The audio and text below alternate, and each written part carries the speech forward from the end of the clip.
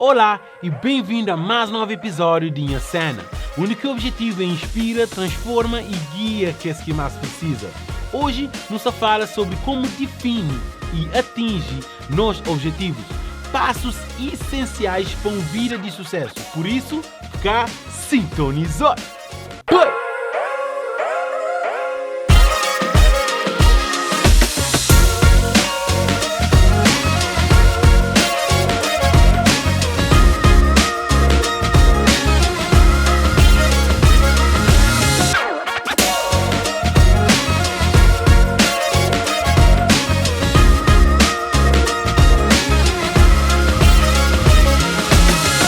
Define e atinge nossos objetivos é um aspecto chave para crescimento pessoal e sucesso.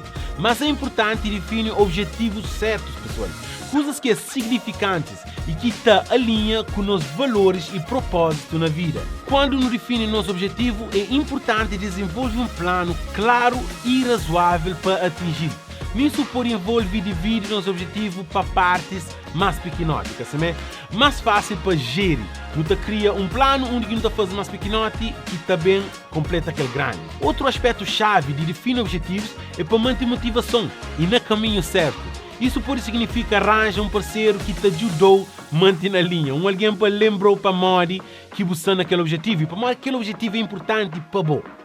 É importante também ser flexível e aberto para mudança, Nosso objetivo é prioridade, mas nossa prioridade pode evoluir com o tempo. E é importante ser aberto para mudança, não falo toda hora, é importante ter um momento aberto. Como é necessário fazer ajustamentos se for necessário, Você tem que ter um momento aberto, se você tem que fazer ajustamentos, para fazer. Define e atinge nosso objetivo é uma jornada e é importante para manter paciência e persistência. Obrigado por hoje no nosso vídeo e lembra que define o objetivo certo, desenvolve plano claro, mantém motivado e flexível para poder atingir sucesso e crescimento pessoal que você quer. Subscreve no nosso canal para mais inspiração semanalmente. E seu boy CJ Sana, you know what time it is. Play!